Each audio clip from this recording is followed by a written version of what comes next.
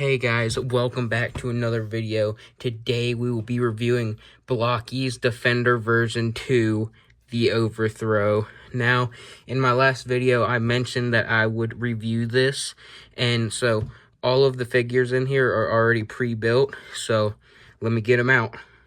Here they all are, built and out of the box, and as you can see, you get quite a bit of figures and quite a bit of cars.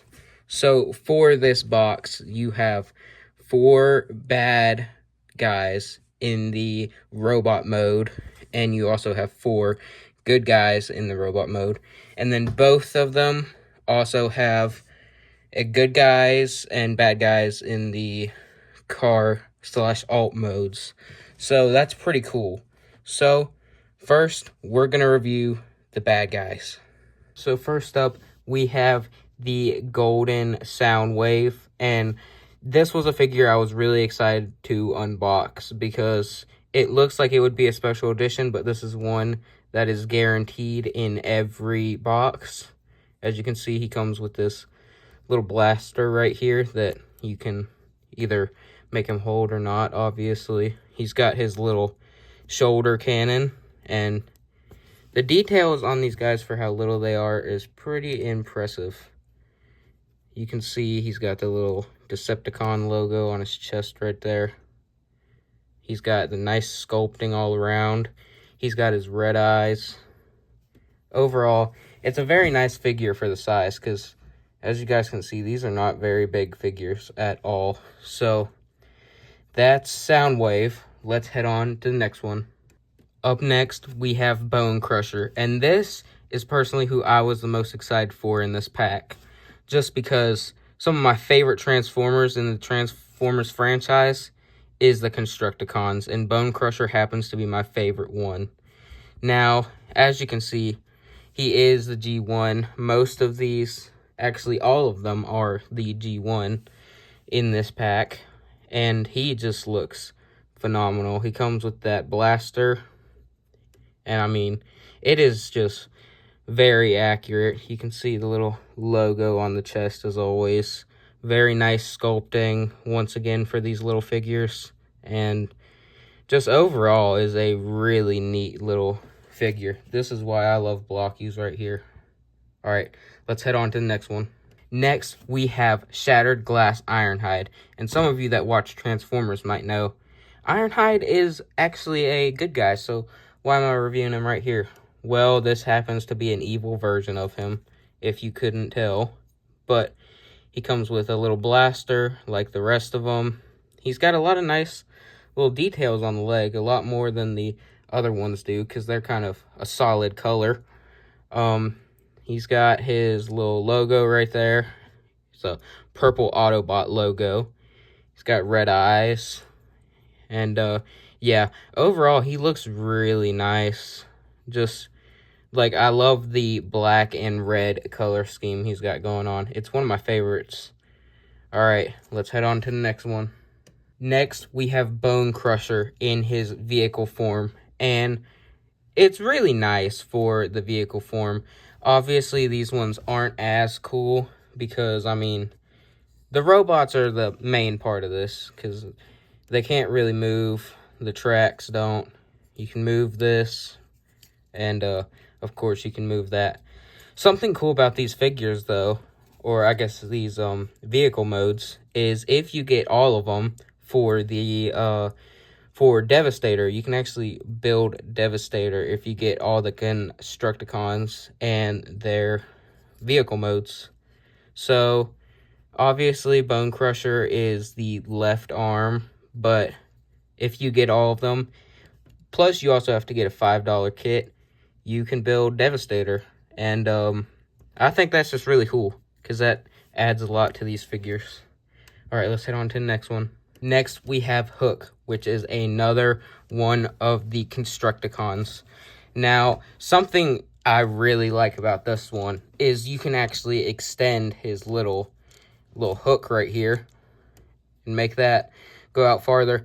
And that's actually also for when you transform him into Devastator, which is really cool because I'm sure some of you know he is the top part of the torso. He's about the chest area.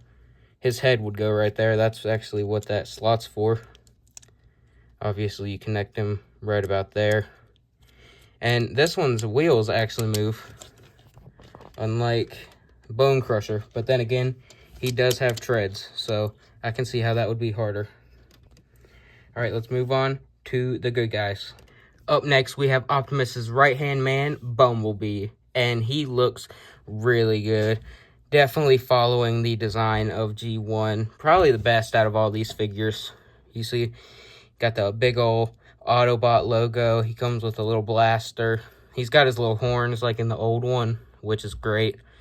His feet transform into the front of the Beetle. So this one is just very accurate, and I really appreciate that. But that's about it for him. So let's head to the next one.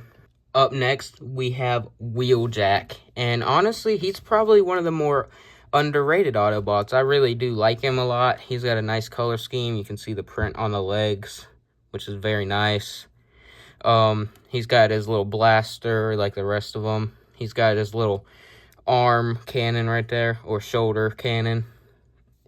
And he's got one of the really interesting head builds in the Transformers universe. I really like that.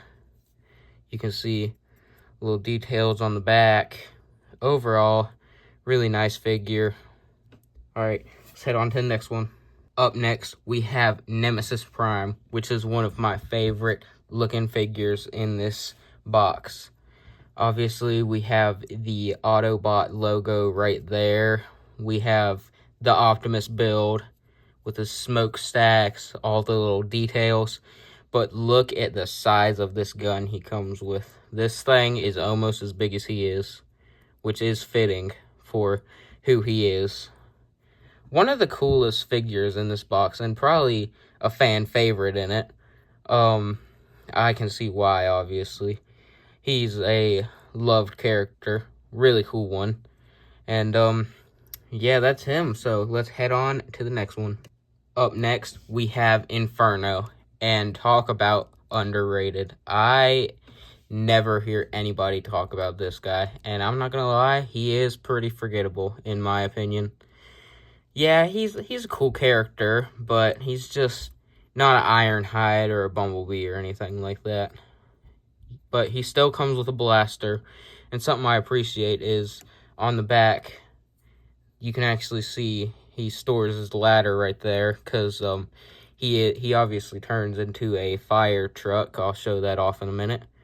But yeah, that's about it for him. So let's head to the next one. Alright, here is Bumblebee in his vehicle mode, and he looks very nice. His wheels move. He's got a mounted minigun up here. And I mean, I really like the look of this little car. It's got some nice little cartoony details, which I really appreciate, because, I mean, Transformers did start out as a cartoon, and then progressively came over to live action, but, I mean, really nice vehicle. It's almost like the old Beetle, but it's a little different, so I appreciate that. I appreciate the different variants. Alright, let's head on to the next one. Up next, we have Inferno in his vehicle mode, and this is what I was talking about, him turning into the fire truck. He's got movable wheels. He's got some very nice attention to detail. And one of the coolest things about this figure is the movable fire ladder. But a choice I see a lot of people, and also myself, question is this up here. This is pretty much supposed to be like a hose. At least that's what I believe.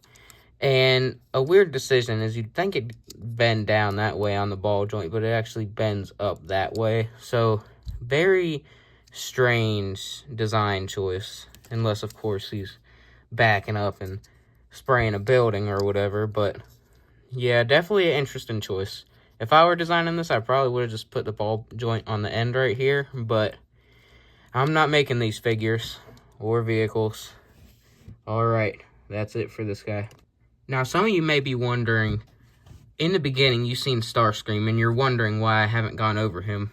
Well, that's because he is my special edition one that I got. Basically, if you don't know, when you buy a Blokees box, you actually get a guaranteed special edition, and Starscream was my special edition figure. Basically, if you got this and you didn't get the special edition one, he would just be a matte finish, but mine has the metallic-y, glossy finish, which is very nice. It's not the easiest thing to notice when you first open it up, but you come to appreciate it after a little bit. He's got his arm cannons, his amazing head sculpt. He's got his big old wings with the Decepticon logos on them.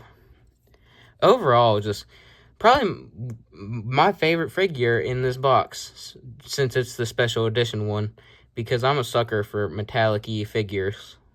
You can see his cockpit right there for when he is in jet mode.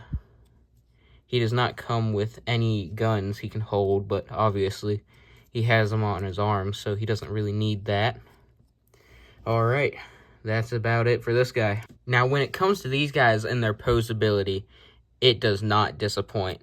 I'm sure you could see when I was reviewing them from back here, you could see the ball joints in here. The leg goes up right about there, which is insane. If we come to the front, you can see comes up about that high, which is pretty good. Then kick out the leg. Very, very nice movement up there. He's also got that foot movement. He's got the thigh. He's got a waist turn, which I really appreciate. That is also on a ball joint. His head has got pretty good movement. There's it up, down. It's bulky, so obviously don't expect to have a whole lot. For what it is, it's quite a bit. His hands go all the way around. He's got his arm joint, which is pretty nice. About a 90-degree angle, I'd say. Obviously, his arm can go all the way around like that. Overall, these guys' posability and these ball joints are just very nice. Definitely great for setting them up and posing them in a battle or whatever you plan on doing. Alright guys, that was my review of the Blokees Defender version 2. Stay tuned for more Blokees and Transformers reviews because they are coming very soon. I loved making this video. It was so much fun, and I cannot wait to make more. So, I'm going to sign off now. Have a very nice rest of your day. And, yeah, that's it.